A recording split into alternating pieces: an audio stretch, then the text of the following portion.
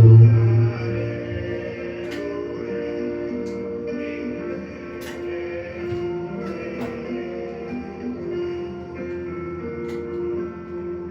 qu'il a été très bon pour vous?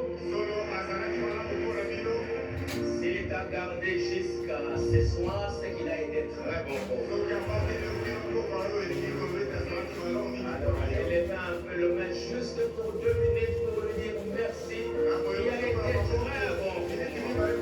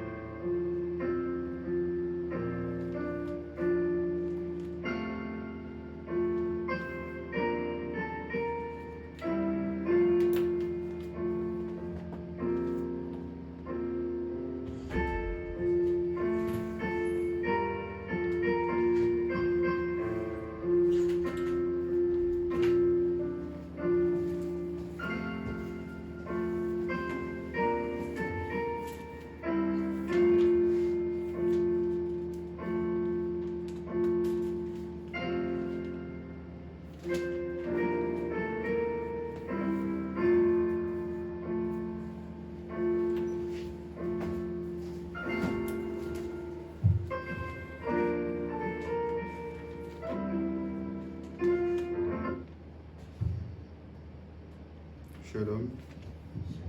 Shalom. Shalom.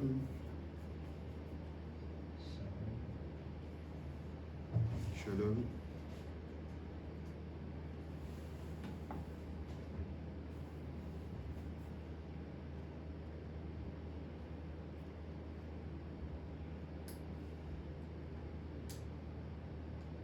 Shalom.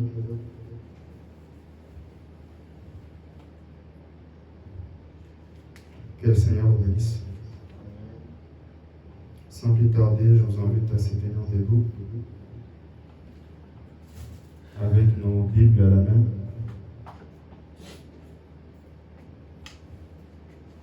Amen. Nous allons prendre le livre des psaumes. Livre de psaumes.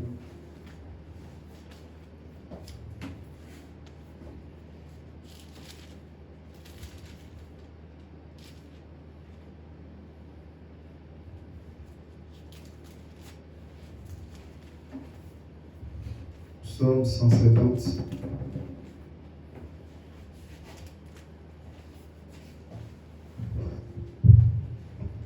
Psaume 150. Psaume 150.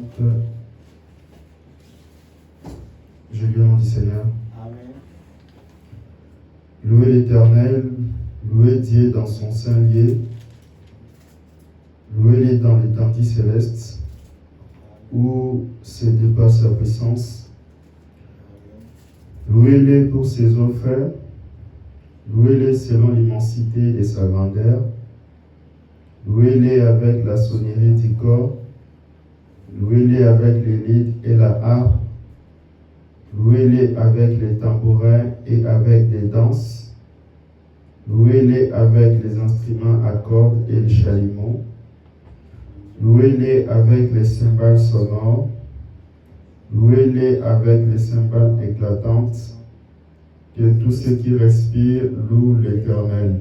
Louez l'Éternel. Que le nom du Seigneur soit béni. Acclamons pour le Seigneur. Nous sommes dans la joie d'être dans la maison de Dieu. Amen. Comme j'ai toujours l'habitude de vous dire que David disait que je suis dans la joie lorsqu'on me dit d'aller dans la maison de l'Éternel. Et je crois que c'est une grâce d'être dans la présence de Dieu. Amen. Amen. Amen. Nous allons prendre nos cantiques. Le Seigneur m'aime. Amen. Numéro 315, page 78.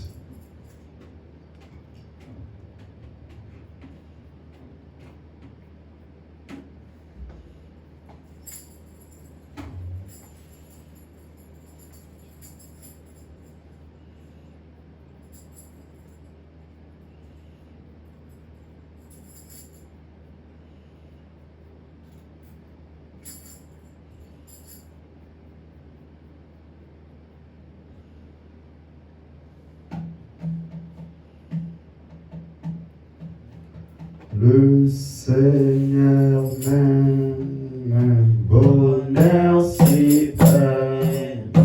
Le Seigneur m'aime, il est amour. Oh oui, je redirai toujours. Le Seigneur m'aime, le Seigneur m'aime, il est amour. Oh oui.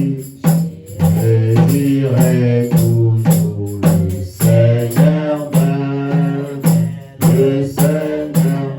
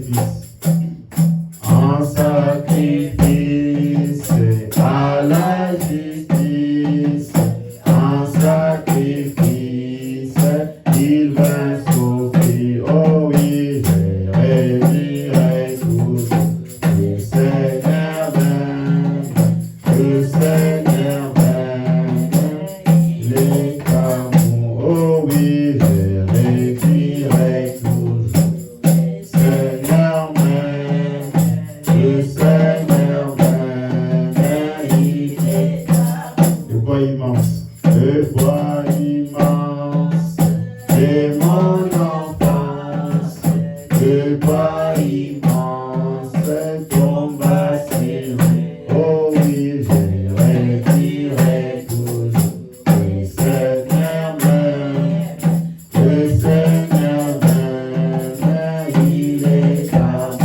Oh oui, je redirai toujours, le Seigneur m'aime, le Seigneur m'aime, il est amour, c'est calvaire, il est calvaire, loin de son Père, s'il est calvaire, il va mourir, oh oui, et toujours le Seigneur m'aime, le Seigneur m'aime, il est amour, oh oui, je redirai toujours, le Seigneur m'aime, il est amour, oh oui, je redirai toujours, le Seigneur m'aime, le Seigneur m'aime, il est amour. Avec nos têtes inclinées, nous allons prier pour remettre les programmes d'aujourd'hui entre les mains du Seigneur. Si vous avez des requêtes, n'hésitez pas à remettre cela dans la main du Seigneur. Si vous avez des préoccupations, n'hésitez pas à remettre cela auprès de Dieu. Amen. Amen. Nous allons aussi prier pour remercier Dieu de nous avoir protégés tout au long de la semaine, de nous avoir gardés en bonne santé, et de nous avoir gardé nos familles, nos biens. Et nous ne devons pas être ingrats devant ce Dieu-là. Voilà pourquoi David pouvait dire dans Psaume 103 que mon âme bénit l'Éternel et n'oublie aucun de ses bienfaits. Amen. Nous allons prier et congédier ça auprès de notre Dieu. Prions tous ensemble.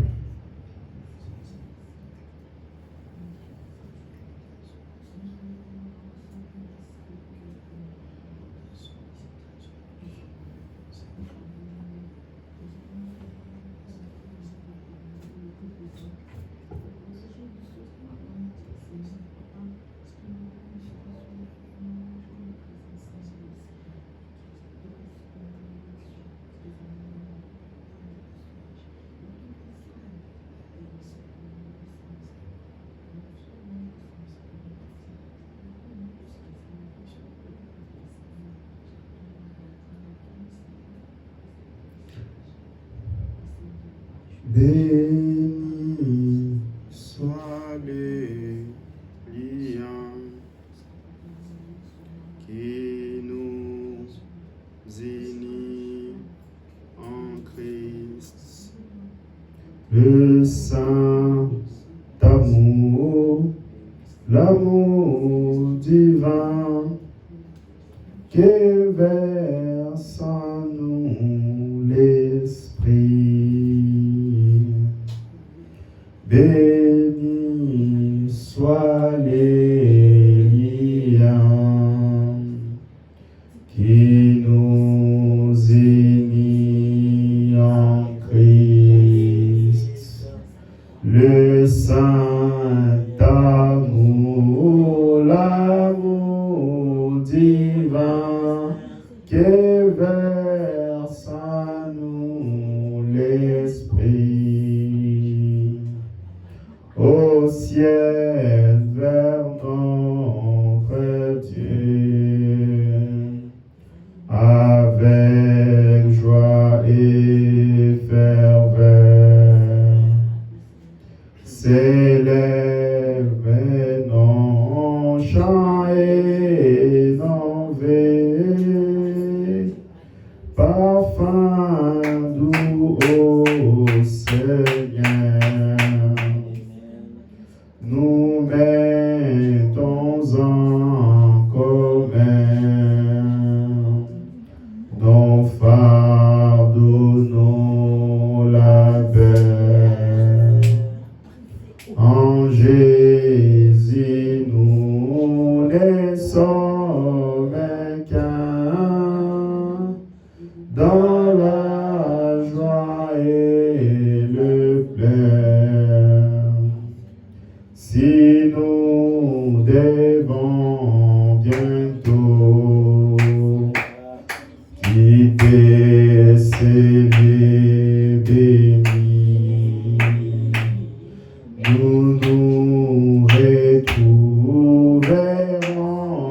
là-haut, pour toujours réunis.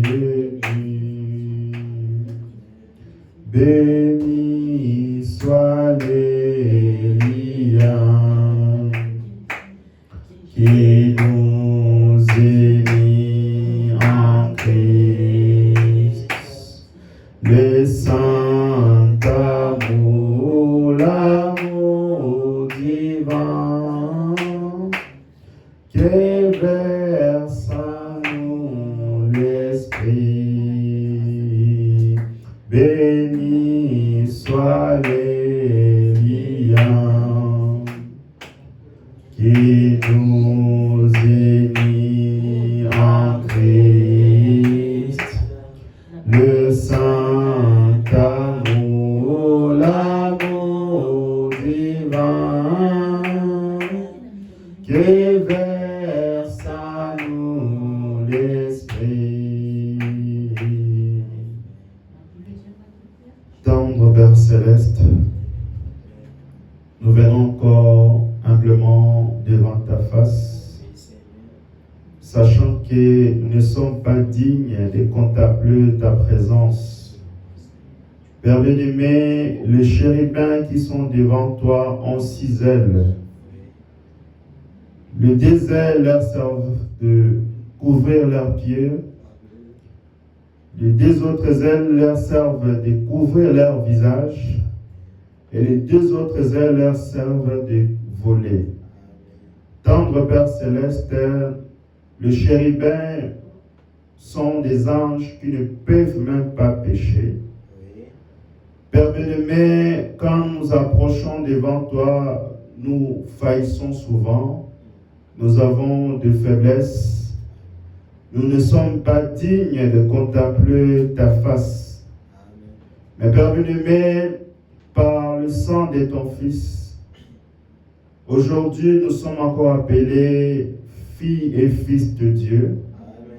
Ô Père bien-aimé, nous venons devant toi avec nos manquements, avec nos faiblesses, avec nos manques de savoir, pour que tu puisses prendre cela et de le jeter dans la mer de l'oubli.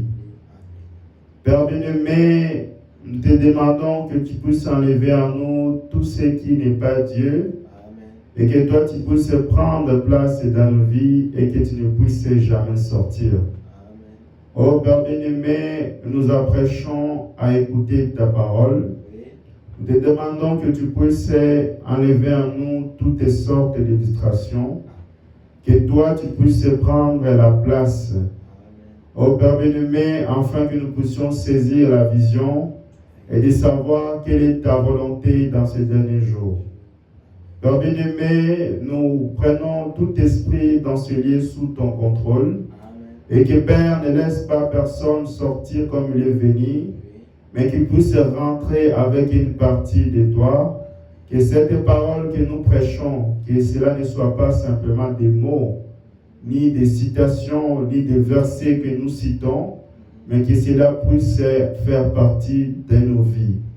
Que nous puissions sortir en étant une personne changée, une personne remplie de l'esprit, une personne remplie de ta bienveillance. Au Père bien-aimé, nous amenons les requêtes de tes enfants entre tes mains. Père bien-aimé, tu connais le désir qui habite chaque cœur. Nous te demandons que Père, tu puisses oindre tes enfants et que tu puisses donner à chacun selon ce que son cœur désire. Et Père bien-aimé, pour le reste, nous le remettons entre tes mains. Et nous avons ainsi prié par les noms qui ne connaissent pas l'échec, les noms de notre Sauveur, les noms invaincus, les noms de notre Rédempteur, le nom du Seigneur Jésus-Christ. Nous avons ainsi prié. Amen. Acclamons pour le Seigneur Jésus-Christ. Amen. Donc, notre bien-aimé, juste une communiqué à faire passer vite fait. Notre bien-aimé pasteur Gédéon, il m'avait fait signe ce week-end, parce qu'il devait être là normalement, mais Dieu a voulu qu'il puisse partir à Bruxelles. On lui avait congédié là-bas avec sa belle famille. Amen. Donc, comme je le disais au téléphone, dit à ses enfants partout, lui est devenu pour pouvoir se reposer ici, mais avec Dieu, on ne choque pas. Avec Dieu, il n'y a pas d'arrêt maladie. Avec Dieu, nous travaillons depuis que nous sommes nés jusqu'à notre mort. Amen. Voilà la meilleure façon de mourir. Mourir en ayant l'épée sur la main. Amen. Comme David disait que je préfère être un paillasson dans la maison de Dieu qu'être un président de ce monde, être un ministre de ce monde, être un PDG de ce monde. Amen. Tous ces titres-là ne vous valent pas. Amen. Quand nous venons devant Dieu, le meilleur titre que Dieu donne à son fils ou à sa fille, c'est quand il vous appelle ses enfants. Amen. Parce que vous avez une grande place auprès de notre Dieu. Amen. Et voilà pourquoi nous venons aujourd'hui, pour pouvoir écouter Dieu, pour pouvoir le louer, pour pouvoir l'acclamer, pour pouvoir pousser les cris de joie. Amen. Nous allons chanter, nous allons le louer, parce que le Dieu que nous prions mérite des louanges, il mérite les acclamations, il mérite les honneurs. Amen. Comme le prophète de Dieu dit que nous devons honorer une personne honorable, voilà pourquoi nous devons honorer notre Dieu. Vous n'aurez pas d'autre Dieu à part le Dieu que nous avons. Amen. Vous n'aurez pas un autre Père à part le Père que nous avons, le Seigneur Jésus-Christ. Amen. Les papas de ce monde peuvent vous abandonner, mais notre Dieu ne vous abandonnera pas, parce que vos noms sont écrits sur sa main. Amen. Nous allons chanter « Je vais aller à la terre promise ». Amen.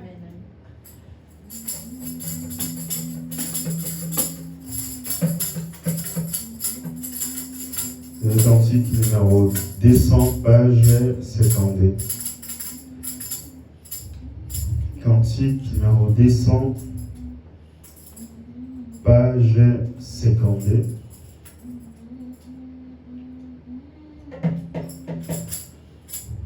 Au rebord du Jourdain, je me tiens mes yeux, c'est porté au loin, c'est vrai, vers les beaux pays des Canaan où se trouvaient mes trésors. Oh, moi je vais à la terre promise, je vais à la terre promise.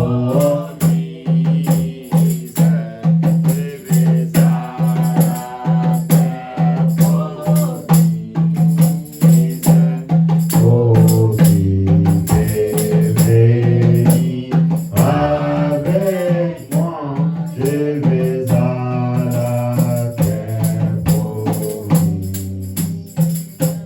Si c'est large et plein et étendu, il y a un jour éternel.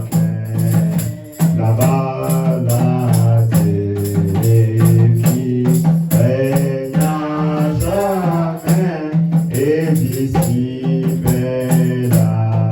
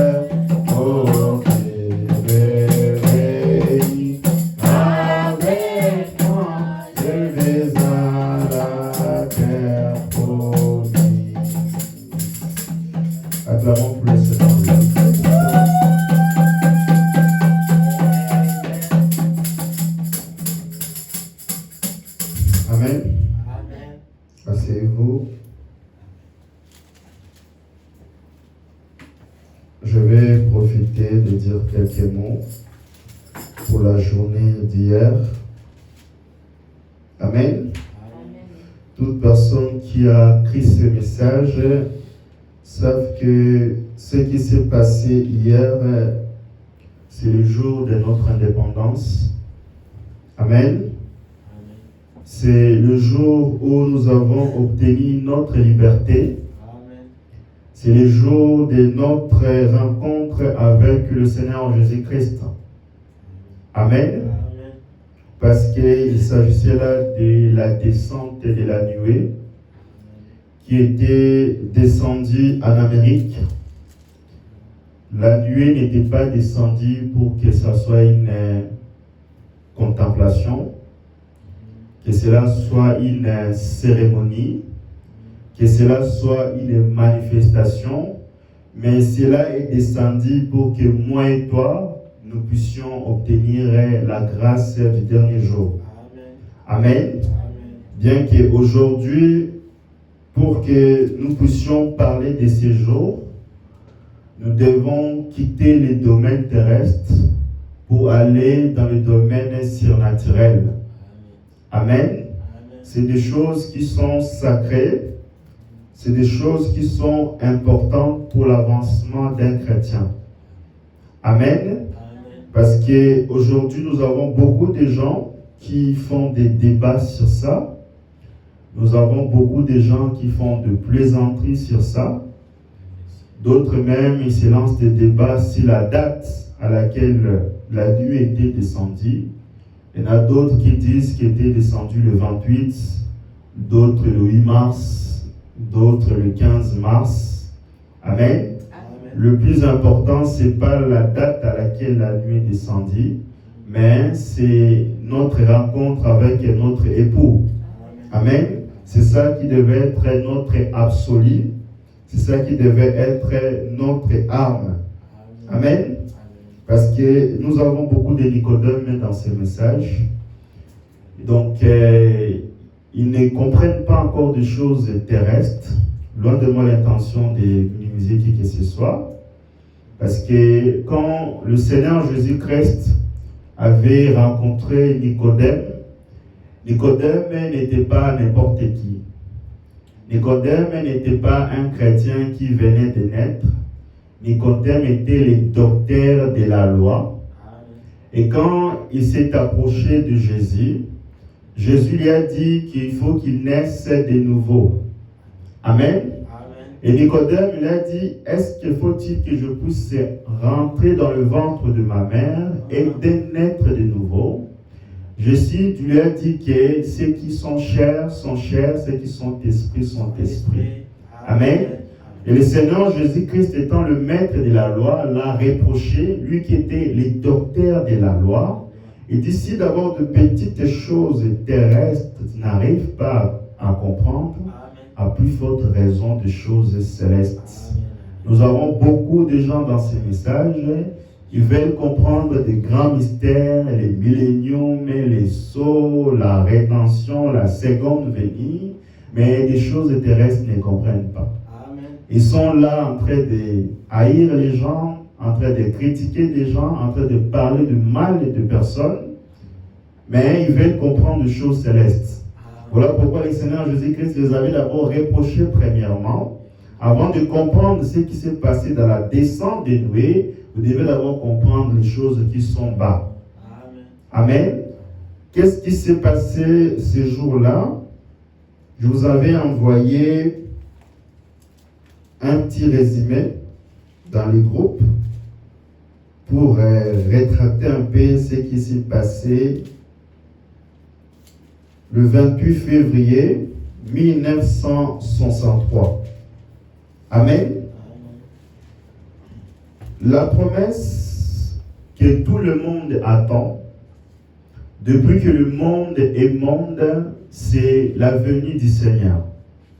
Amen.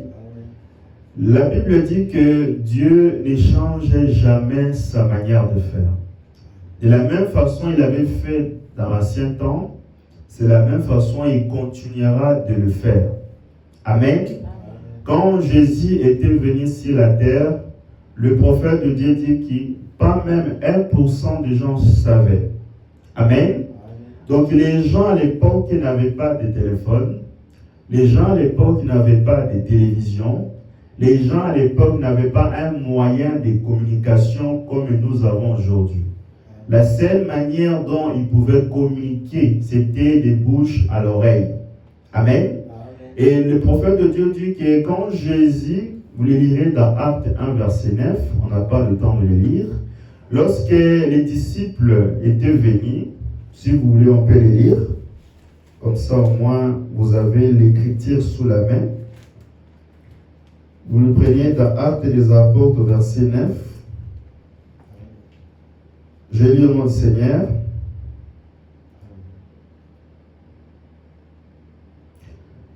Après avoir dit cela, il fut élevé pendant qu'il regardait, et il nouait les déroba à leurs yeux. Amen. Là, quand on parle de nouer, ce n'est pas la nuit, ce n'est pas à 3 heures, c'est la journée. Amen. Parce que rappelez-vous, à l'époque de Moïse, la colonne de feu marchait avec les enfants d'Israël durant la nuit, et la nuée de gloire c'était pendant la journée. Là, c'est le jour. Amen. Vous comprenez plus loin quand nous allons prendre Apocalypse 10. Il continue, et comme ils avaient les regards fixés vers les ciels, pendant qu'ils s'en allaient, voici que 2 hommes en vêtements blancs, vous savez, c'était Élie et Moïse. Amen. Se présenta à eux et dit, vous les Galiléens, pourquoi vous arrêtez-vous à regarder au ciel? C'est Jésus qui a été enlevé au ciel du milieu de vous. Amen. Amen. C'est Jésus qui a été élevé au ciel du milieu de vous, reviendra de la même manière dont vous l'avez vu aller au ciel. Amen. Est-ce que les Écritures ont menti ici? Non. Ils ont dit de la même manière, les Galiléens ont vu que Jésus a été enlevé sous forme de la nuée. Il dit qu'ils reviendront de la même manière. Amen. Amen. Et maintenant, quand vous prenez Apocalypse 1, verset 7,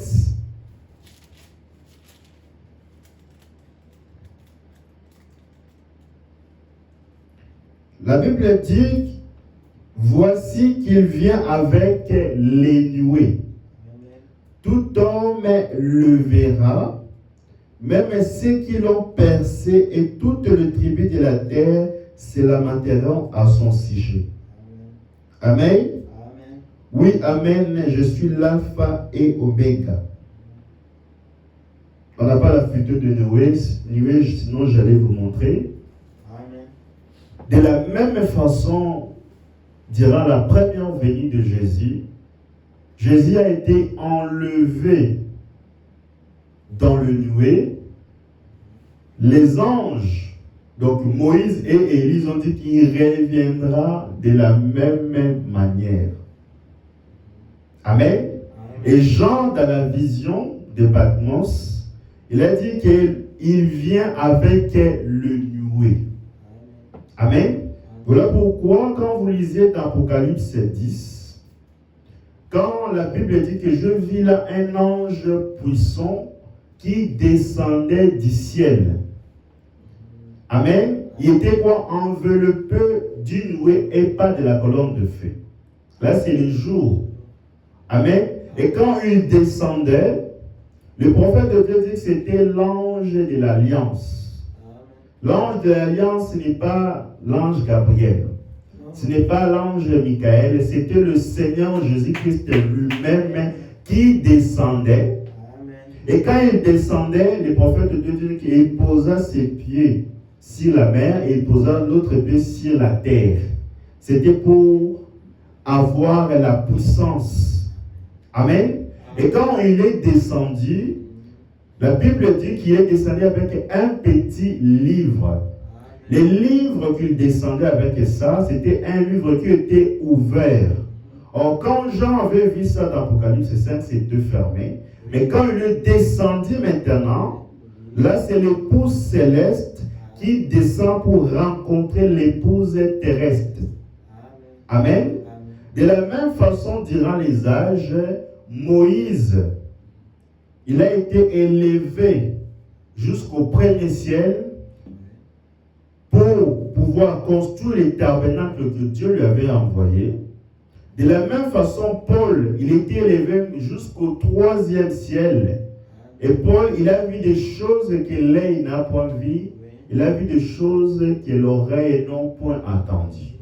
Et dans ces derniers jours, nous avons réussi un grand prophète qui est venu nous apporter un message pour un peuple spécial. Amen. Et quand il est descendu du ciel, il est descendu avec le livre de la rédemption. Il est descendu avec le livre de notre salut. Il est descendu avec l'ouverture de la parole. Amen. Et quand il est descendu, le prophète de Dieu dit qu'il descendait pour pouvoir rencontrer l'ange terrestre. Or, les secrets que le diable attendait, c'était ça. Il voulait juste que Jean puisse écrire les programmes de Dieu. L'ange a dit à Jean, ne l'écris pas. Amen. Parce que le diable, même dans nos vies, pour savoir qu'est-ce que tu penses dans ton cœur, tu dois parler. Tu dois dire à quelqu'un. Mais si tu le mets dans ton cœur, il ne peut pas savoir. Amen. Voilà pourquoi c'était des choses qui n'étaient pas écrites. Et quand le Seigneur Jésus-Christ descendait, le prophète de Dieu dit qu'est-ce qu'il fait? Il change de forme. Amen. Il change de forme. Et c'est là maintenant qu'il a remis le livre des propriétés à notre prophète, qui est le 7e ange. Et la Bible dit qu'au jour de la voix, pas la voix d'un corps, pas la voix d'un homme, parce que l'homme est mort, mais la voix du 7e ange. Lorsqu'il sonnera de la trompette, tout le mystère de Dieu sera révélé. Tout le mystère. Amen. Le mystère sur la rédemption, le mystère sur le salut, le mystère sur les sceaux, le mystère sur les trompettes, tout a été dévoilé. Amen. Parce que le prophète avait reçu la grâce. Amen. La grâce. Depuis que le monde est monde, beaucoup de prophètes, depuis Enoch jusqu'à nos jours, ont voulu voir les temps où nous vivons. Amen. Mais Dieu les a dit, allez d'abord dormir. Ce n'est pas à votre niveau. Amen. Il a fallu un homme, à la personne de Branham, qui devait aller à la rencontre du Seigneur. Amen. Nous avons l'habitude de chanter mon Père, char d'Israël, sa cavalerie, alléluia, sa cavalerie, alléluia, il s'en va dans la gloire, Élisée criait, sa cavalerie, alléluia. Aujourd'hui, cette chanson est actualisée. Aujourd'hui, nous chantons mon Père, char d'Israël, sa cavalerie, alléluia, sa cavalerie, alléluia. Branham s'en va dans la nuée, épousé crier, sa cavalerie, alléluia. C'est le jour de notre indépendance. Amen. C'est le jour de notre union. Voilà pourquoi nous devons être très contents, parce que c'est un jour mémorial. Amen. Vous ne pouvez même pas fêter les Noëls que nous fêtons le 31, mais ce jour, vous ne devez jamais l'oublier. Amen. Parce que c'est un jour merveilleux. C'est un jour où les trompettes ont sonné.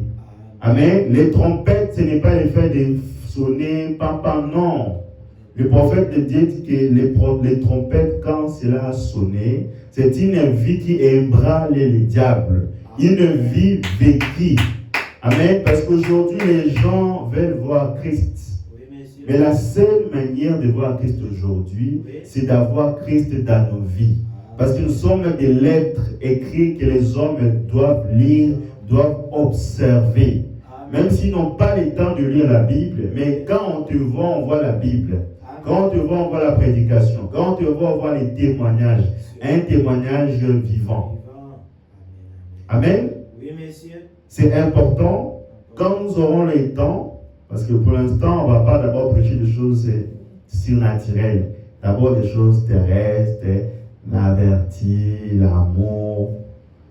Quand on sera mûr, maintenant on va s'envoler pour aller observer des choses terrestres. Pour parler des milléniums, pour parler d'adoption, pour parler de la seconde venue. Mais on ne peut pas parler de la seconde venue tant qu'à l'église, il y a des gens qui critiquent les autres. On ne peut pas parler de la seconde venue tant que nous avons des gens qui ont de la haine. On ne peut pas parler de ça. Oui, messieurs. Amen. Nous avançons avec la lumière de la mesure à laquelle la lumière s'avance avec nous. Amen. Donc on y va pas à pas, on n'est pas pressé. Oui, messieurs. Avec Dieu, on ne brille pas des étapes. Nous partons doucement, calmement, mais sûrement. Amen. Amen. Donc, c'était une petite parenthèse. Amen. Bien que le 28 février n'est qu'une date. Parce que nous avons aujourd'hui des gens qui se battent le 28, le 8 mars, le 15 mars. Alors qu'ils ne savent même pas que la date à laquelle nous avons, si on peut le prendre, c'est une date fausse. Le calendrier julien, le calendrier césarien que vous connaissez, les prophètes de Dieu disent dans les 70 semaines de Daniel, il dit que nous les gentils, nous n'avons pas une date précise. Il dit, si vous voulez regarder l'ère, regardez votre montre. Mais si vous voulez regarder l'ère à laquelle nous vivons, observez l'Israël. C'est eux qui sont l'horloge du temps à laquelle nous vivons. Amen. Amen.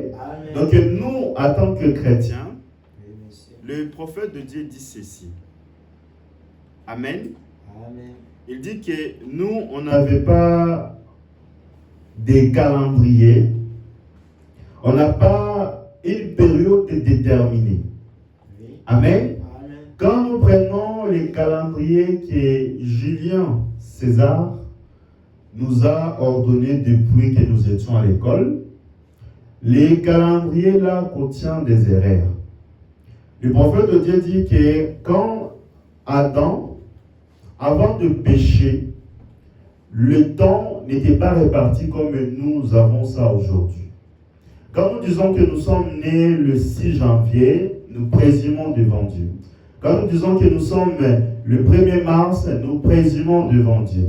Quand nous disons que nous sommes le 1er mars comme aujourd'hui, nous présumons devant Dieu. Amen.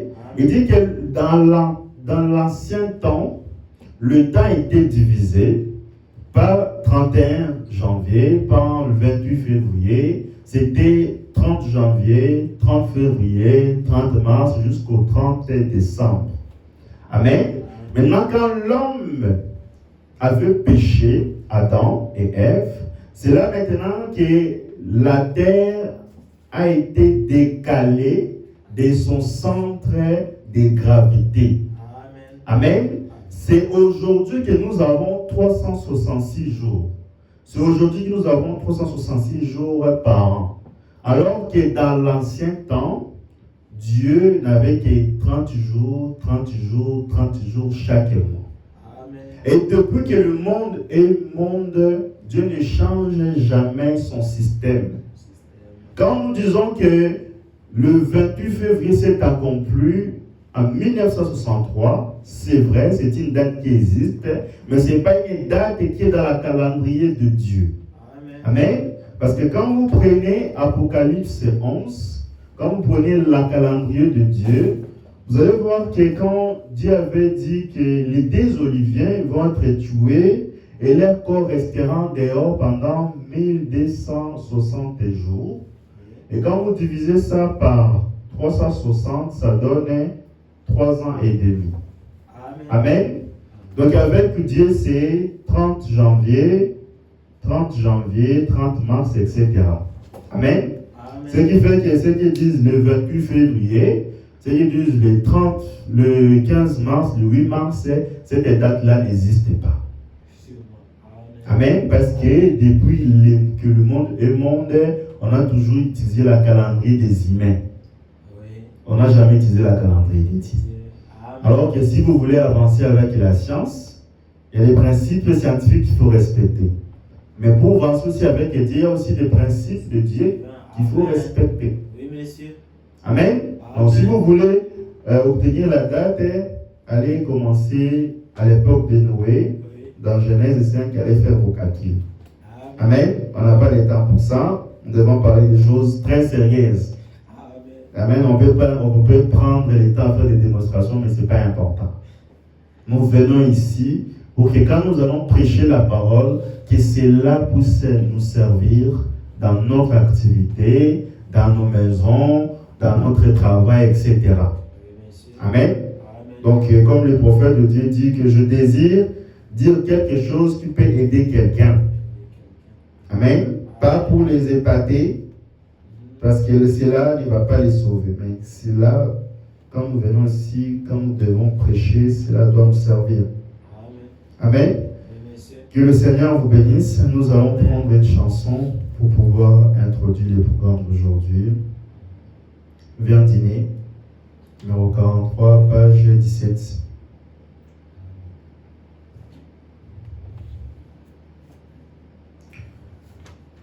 Jésus a une table où les saints des dieux sont nourris.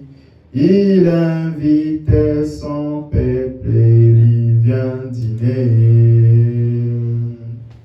Il nourrit avec sa main, pourvoit à tous nos besoins.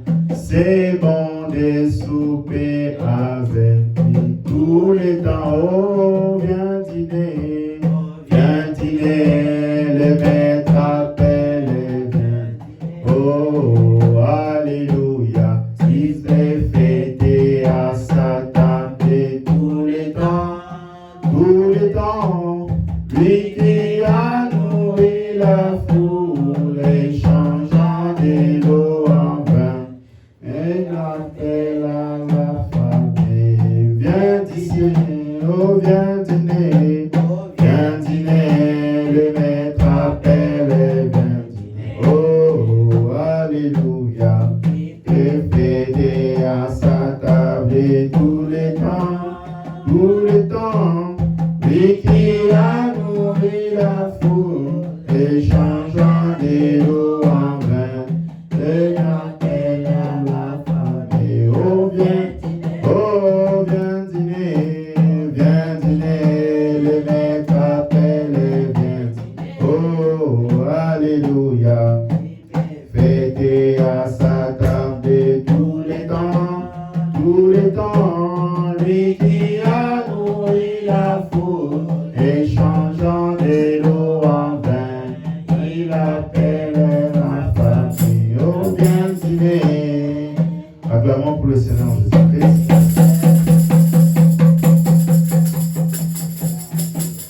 Nous allons entrer dans la partie la plus importante. Amen. La partie la plus essentielle, la partie qui nous approche encore auprès de Dieu.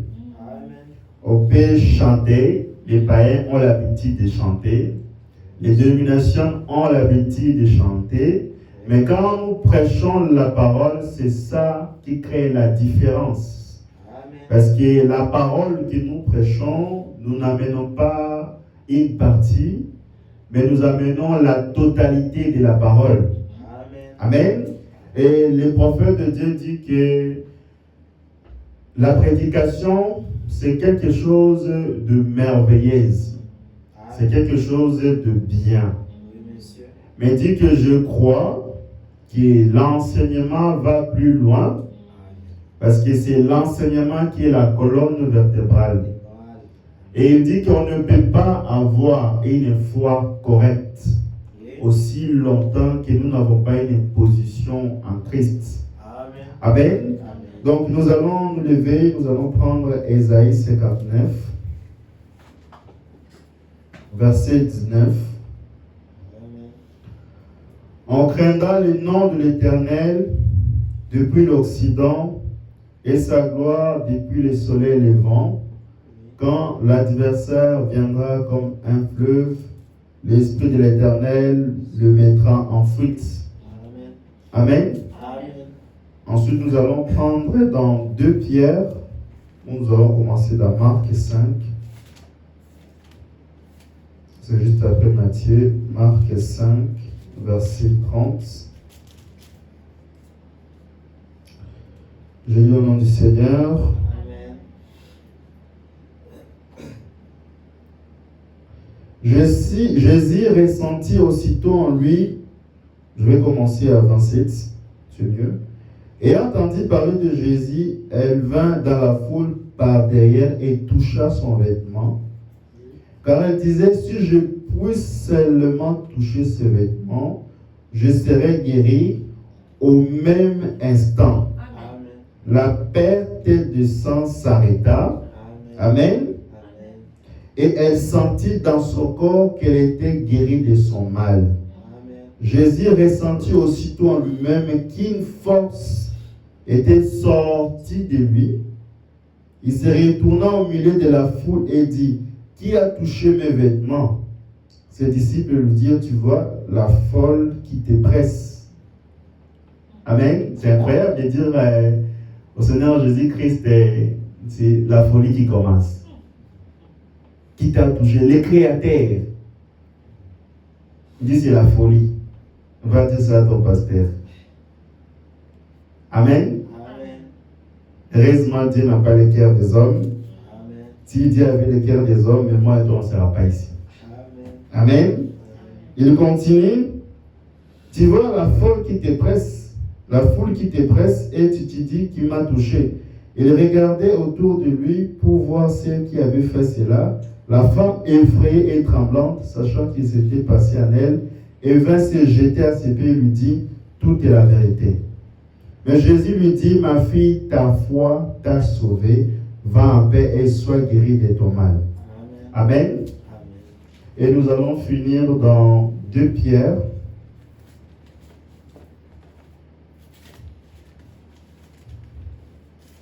Deux Pierre.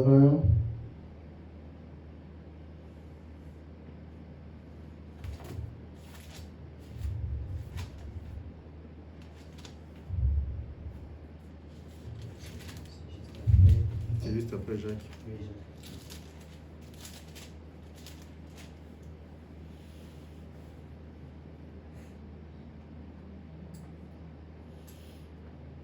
Deux Pierre 1, versets 5 à 6. À cause de cela, même faites tous vos efforts pour joindre à votre foi la vertu, à la vertu la connaissance, à la connaissance, la maîtrise de soi, la maîtrise de soi, la persévérance, à la persévérance, la piété, à la piété, la fraternité, à la fraternité, l'amour. Amen. Que le Seigneur ajoute la bénédiction dans sa parole. Amen. Asseyez-vous. Amen. Amen. Encore une fois, shalom. Shalom. Je vous salue par le précieux nom du Seigneur Jésus-Christ. Amen. C'est nom merveilleux que Dieu nous a donné.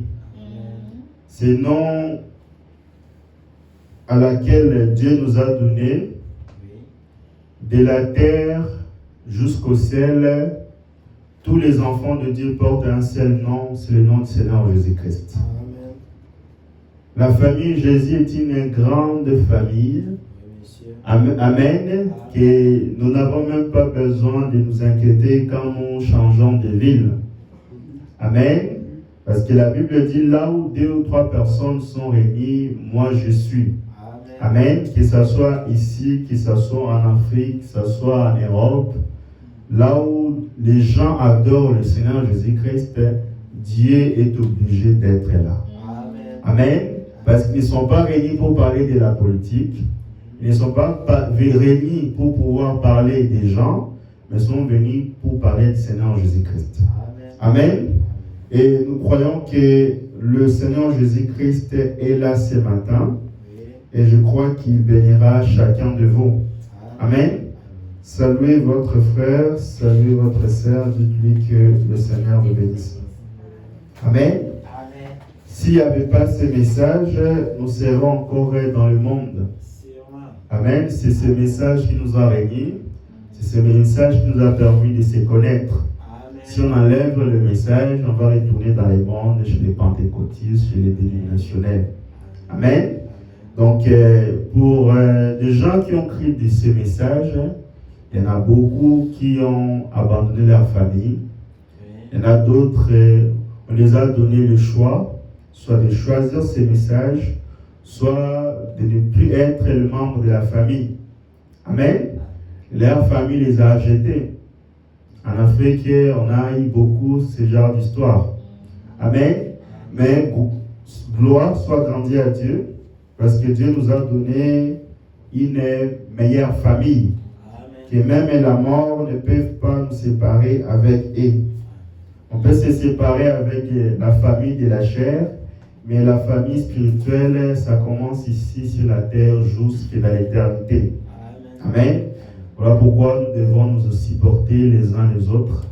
Parce que si déjà sur la terre, nous n'arrivons pas à nous supporter, au ciel, ça sera comment? Amen. Nous voulons tous aller au ciel, mais nous avons encore de la haine envers nos frères, envers nos semblables, envers des gens qui ne croient pas comme nous. Amen. Donc c'est important parce que Dieu, c'est un Dieu de variété.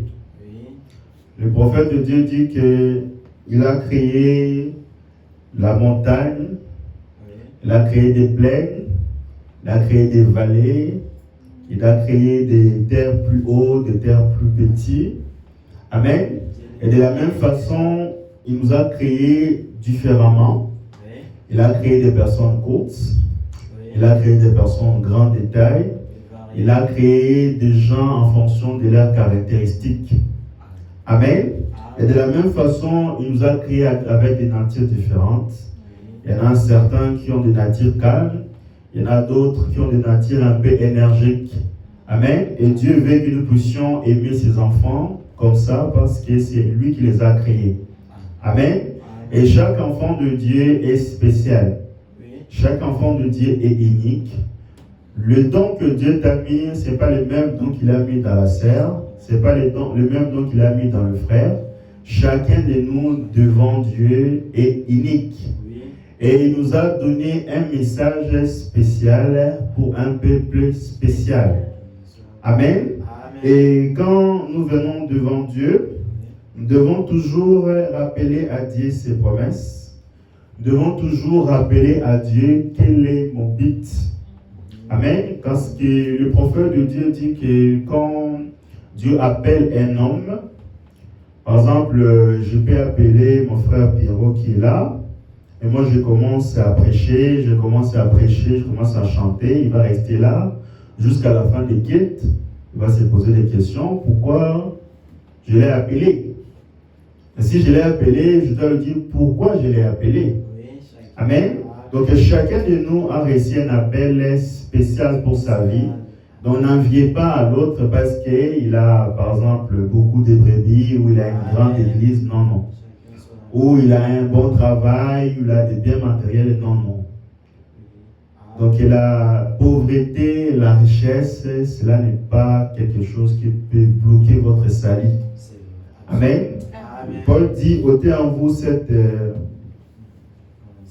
pensée, cette idée, qu'aujourd'hui vous êtes sauvés et demain vous êtes rétrograde, vous êtes perdu. Non, non.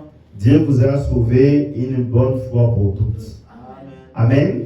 Donc si vous faites des choses dans la chair, le prophète ou la Bible nous apprend que Dieu va vous faire payer.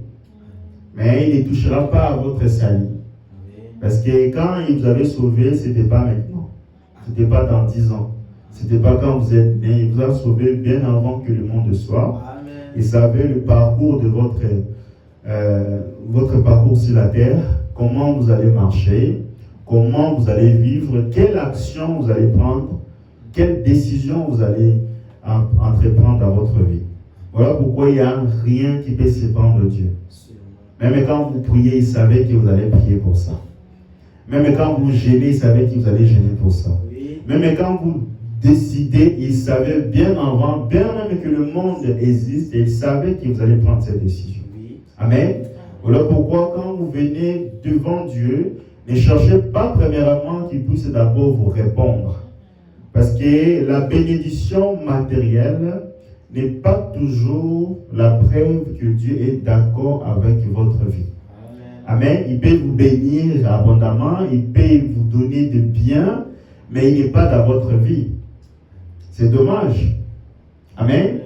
Parce que nous, quand nous venons à Dieu, nous devons toujours nous rassurer que la volonté que nous prenons, ce n'est pas notre volonté à nous, mais la volonté de Dieu. Amen. Et le prophète va plus loin, il dit, on ne peut pas avoir une foi correcte aussi longtemps qu'on n'a pas une position dans la parole. C'est impossible. Amen. Rappelez-vous, dans la Bible, à l'époque de Samuel, les gens à l'époque de Samuel, c'était des gens qui n'avaient pas une position dans la parole. Ils avaient l'habitude de regarder ce que les autres ont. Oh non, regardez là-bas, ces pays-là, ils ont beaucoup de biens. Nous, dans notre pays, nous souffrons. Regarde cette famille-là, ils ont beaucoup de biens. Regarde cette personne-là, Dieu l'a béni. C'est comme ça que les gens à l'époque de Samuel vivaient. Oui. Et quand ils ont vu d'autres pays commencer à prospérer, ils ont dit que nous aussi, nous voulons un roi. Alors que Samuel les a dit que Dieu est votre roi. Il a dit, depuis que je suis avec vous, est-ce que j'ai déjà dit quelque chose que Dieu n'a jamais accompli? Amen. Est-ce que qui de vous pouvait me convaincre de péché? Parce que Samuel était un homme sincère. Samuel était un homme intègre. Amen. Tout ce qu'il a dit devant le peuple a dit, oui, on est tout à fait d'accord devant toi. Tu as vécu une vie d'intégrité, tu as marché avec le Seigneur et tout ce que tu as dit, Dieu l'a accompli. Maintenant, Samuel les a posé la question, maintenant, pourquoi vous voulez avoir un roi? Comme les enfants de Dieu étaient têtis, qu'est-ce que Dieu a fait? Il les a donné Saoul. Ils étaient dans une volonté permissive. Alors, ça n'a jamais été la volonté de Dieu que dans chaque pays, nous puissions avoir des présidents, nous puissions avoir des rois. Ça n'a jamais été la volonté de Dieu. Amen. Mais c'est l'homme lui-même qui choisit. Amen. Amen. Et je veux toujours dire que dans chacun de nous, Dieu met toujours le libre arbitre. Dieu peut te laisser prospérer à faire le choix dans ta vie comme tu le veux, mais sache qu'à la fin de ta vie, il t'attend et tu répondras. Parce qu'il est donné à l'homme de vivre qu'une seule fois. On ne vit pas 2 fois. On ne vit pas 3 fois. Il n'y a pas de seconde venue pour les enfants de Dieu. Tu meurs aujourd'hui, demain je vais ressusciter et je vais faire encore une autre vie, mais non. Il n'y a qu'une seule vie. Si tu avais 19 ans l'année passée, aujourd'hui tu as 20 ans. Dans 10 ans, tu n'auras plus le même âge. Tu vas avancer. Et le prophète de Dieu dit, au fur et à mesure que l'âge avance, nous nous approchons de notre mort. Amen. Nous approchons de la mort. Nous approchons de notre fin. Amen. Aujourd'hui, je vais prendre un peu de temps pour pouvoir parler de l'âme avant d'entrer dans notre prédication. L'âme, c'est quelque chose la plus importante dans notre vie. Amen. Amen. On peut plaisanter sur des blagues dans la vie. On peut faire des humours. Les humours, c'est des blagues que les gens font. On peut rater un rendez-vous. On peut ne pas aller à l'hôpital. On peut parfois négliger notre vie. Mais quand il s'agit de notre âme, nous devons prendre cela très sérieusement. Amen. Amen. Quand les anges avaient péché, Dieu n'avait pas bougé. Dieu n'avait même pas regardé. Il a envoyé Michael pour aller combattre Satan. Mais quand l'homme a péché, le trône de Dieu a été vidé. Le trône de Dieu a bougé, au point que Dieu lui-même, il a laissé son trône pour descendre pour moi et toi. Pour descendre pour notre âme. Parce qu'il s'agissait là de notre vie. Il s'agissait là de notre âme. Mais aujourd'hui, nous laissons le monde nous séparer de notre Dieu. Le prophète de Dieu dit, nous l'avons écouté, dans la prédication, votre vie est-elle digne devant Dieu? Il dit que l'homme, depuis que le monde est monde, a toujours trouvé des excuses à ne pas venir à l'invitation à laquelle Dieu l'a donnée. Comme aujourd'hui, depuis que le monde est monde. Quand vous voyez des gens qui négligent parfois la parole de Dieu, ce n'est pas nouveau. À l'époque, on a eu le même comportement. Voilà pourquoi dans ces derniers jours, rien ne s'y prend. Parce que la Bible dit dans 2 Timothée 3:1, vous le lirez, il dit dans le dernier jour, les gens seront quoi? Des fanfarons, irréligieux, ayant l'apparence de la piété, amis de l'argent, ennemis des gens bien. Amen. Des hautains. Tout ça, ce sont des esprits que nous rencontrons aujourd'hui, même ici en Europe. J'ai parlé avec un pasteur en Angleterre, on a la même situation. Il m'a dit qu'aujourd'hui, pour voir un fils de Dieu ou une fille de Dieu venir à l'église, il faut qu'il soit une sémence de Dieu. Amen. Même quand vous prenez dans la Bible, dans Luc 14, verset 16, ou dans Matthieu 22, c'est les mêmes paraboles, Jésus donne un parabole. Il dit qu'il y avait un homme, un maître, dans une ville, il a organisé un festin. Et il a appelé ses serviteurs pour aller inviter des gens. Et ses serviteurs sont partis pour pouvoir donner l'invitation. Et les gens lesquels le maître avait invité trouvaient toujours des raisons. Oh non, je viens de me marier, je ne vais pas venir respecter ou honorer l'invitation. Oh non, j'ai un champ, je viens d'acheter une maison, je n'ai pas le temps de venir à l'invitation. Amen. Quand vous n'avez pas le temps de venir à l'église, sachez qu'au dernier temps, Dieu n'aura pas aussi le temps pour vous. Amen. Et qu'est-ce que le maître lui a dit? Il y a encore de la place. Il dit, va maintenant pour convoquer les gens à la route. Il dit, toute personne que tu trouveras, des malades, des gens qui souffrent de cancer, appelle-les. Qu'est-ce que les serviteurs ont fait? Ils sont allés, ils ont appelé des gens, ils sont allés dans les hôpitaux, ils ont pris et ils sont venus dans le festin. Et il y avait encore de la place. Maintenant, la troisième convocation, c'était d'aller en prison, là où il y a des brigands, des gens de mauvaise vie. Et le prophète de Dieu dit, quand Dieu vous appelle dans une invitation et que vous refusez de venir, qu'est-ce qui reste? Ce n'est que le jugement. Amen. Parce que quand le prophète de Dieu voyageait souvent, il dit que quand Dieu vous envoie un don et que vous refusez ou vous ne vous n'acceptez pas ces dons-là, qu'est-ce qu'il fait? Il envoie ailleurs. Et quand il envoie ailleurs, qu'est-ce qui reste? Ce n'est que le jugement. Amen. Parce que Dieu a des enfants partout. Des enfants qui veulent avancer avec Dieu. Il en a. Tu n'es pas le seul, tu n'es pas la seule, ma sœur. Tu n'es pas le seul, mon frère. Chaque jour, les enfants de Dieu naissent. Même aujourd'hui, il y a des enfants de Dieu qui naissent. Et les enfants de Satan aussi naissent.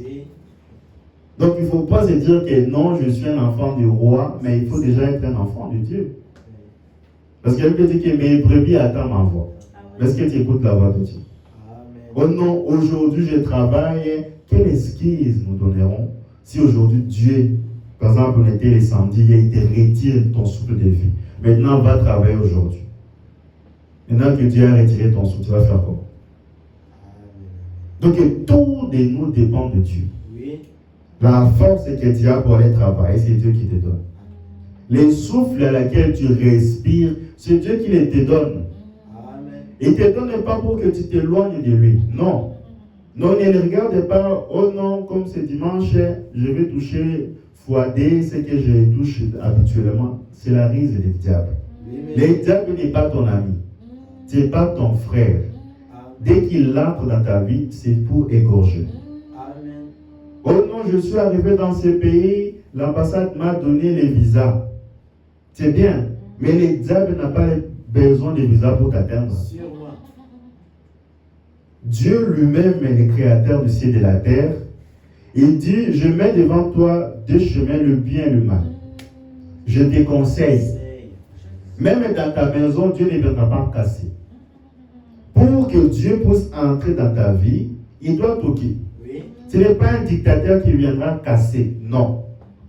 Il va plutôt frapper. C'est à toi maintenant de prendre la décision d'ouvrir la porte. Si tu refuses d'ouvrir la porte, Dieu aussi restera là. Oui. Mais le diable n'a pas besoin de d'autorisation. Dès qu'il voit quelque chose, il peut même casser pour t'atteindre. Amen. C'est dangereux. Oui. C'est le temps dans lequel nous vivons.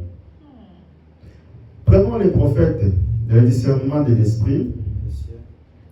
Les prophètes de Dieu disent ceci avant que je lise, que la manière dont nous nous comportons, la manière dont on agit dans ces derniers jours, cela détermine même notre destinée éternelle. Amen.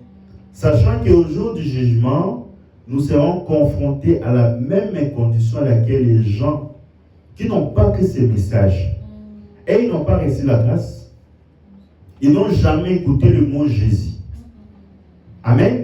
Et imaginez-vous qu'on puisse appeler quelqu'un au jugement et qu'on puisse lui dire qu'il a fait quelque chose qu'il n'est pas conscient. Comme le païen que vous voyez là. Oui. On l'appelle au jugement. On lui dit que tu as fait ça dans ta vie, tu as fait ceci, tu as fait ceci. On le condamne sans qu'il soit conscient qu'il y avait la grâce. On peut plaisanter aujourd'hui, on marche en route, on brille des feux, il n'y a personne qui nous voit. Ah, il n'y a personne, il n'y a pas la police. On vous envoie parfois les impôts, on refuse de payer. Qui peut me condamner? Je ne paye pas les impôts. Oh, je fais ceci en cachette, il n'y a personne qui me voit. La police ne peut pas t'atteindre. Hein. Il ne va pas t'arrêter. Tu peux échapper, tu vas te dire oui. Mais à la fin de ta vie, il y a le jugement qui t'attend. Oui. Là-bas, il n'y a pas d'échappatoire. Amen. Là-bas, tu ne peux pas échapper. Personne. Personne ne peut échapper. C'est vrai. Alors le prophète de Dieu dit que mieux vaut être devant le juge du monde Oui. que d'être devant le juge suprême. Amen. Il dit mieux vaut.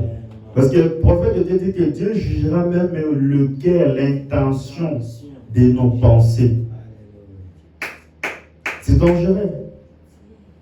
Oui. C'est dangereux. Moi, je vous ai toujours dit que dans les messages, quand nous approchons à Dieu, cherchons premièrement à savoir quelle est sa volonté.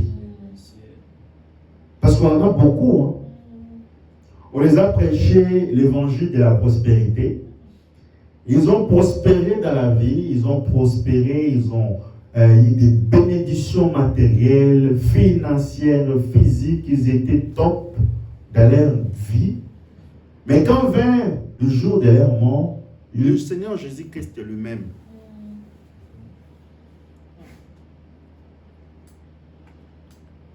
Excusez-moi. Le Seigneur Jésus-Christ les a chassés. Il a dit, retirez-vous loin de moi, vous qui commettez l'iniquité. Et pourtant, les gens, c'était des gens qui avaient des dons, de miracles, des gens qui avaient le don de la vision, Oui, messieurs. des gens qui avaient le don même de prêcher la parole. Voilà pourquoi le prophète dit que les dons et les œuvres sont sans repentir. Amen. Tu peux avoir l'authentique don. Oui. Dieu peut t'utiliser, mais à la fin de ta vie, il t'appelle quand même au jugement. Ce n'est pas une certitude. Dieu ramène toutes choses dans sa Bible. Amen. Il ne peut pas sauter sa vie parce que la Bible, c'est Dieu. Amen. Amen. Donc, si vous avez l'habitude de marcher sur les Écritures, sache qu'au jour du jugement, les mêmes Écritures que vous avez marché, c'est les mêmes Écritures que Dieu va vous demander. C'est dangereux. Amen. Amen. Lisons les prophètes. Il dit ceci dans le discernement de l'esprit, c'est dans sa prière d'ailleurs. Paragraphe 1, prêché le 8 mars 60 à Phoenix. C'est dans la prière du prophète. Écoutez-moi très bien. Et nous ne sommes rassemblés ici ce matin, Père, dans aucun autre but. Pas dans le but de venir regarder qui n'est pas venu à l'église. Non. Pas dans le but pour regarder, il a porté un veste. Pas dans le but où la personne n'est pas là. Non, on n'est pas venu pour ce but-là. Écoutez ces questions. Père, dans aucun autre but que celui de savoir, ou plutôt d'étudier pour connaître la volonté de Dieu. Amen. Pas la volonté d'un homme. Pas la volonté d'un pasteur. Pas la volonté d'un archibishop. Pas la volonté d'un pape. Mais la volonté de Dieu. Amen. Amen. Il continue, et ce qu'il nous faut faire pour rendre Christ réel aux gens de cette génération. Amen. Pas la génération de Wesley, cette génération à laquelle nous sommes. Oui, bon. Si aujourd'hui les gens ne connaissent pas Jésus-Christ, c'est à cause de nous. Oui, messieurs. Nous venons tous les jours en train de prier, Seigneur, donne-moi, réponds à mes prières, c'est bien.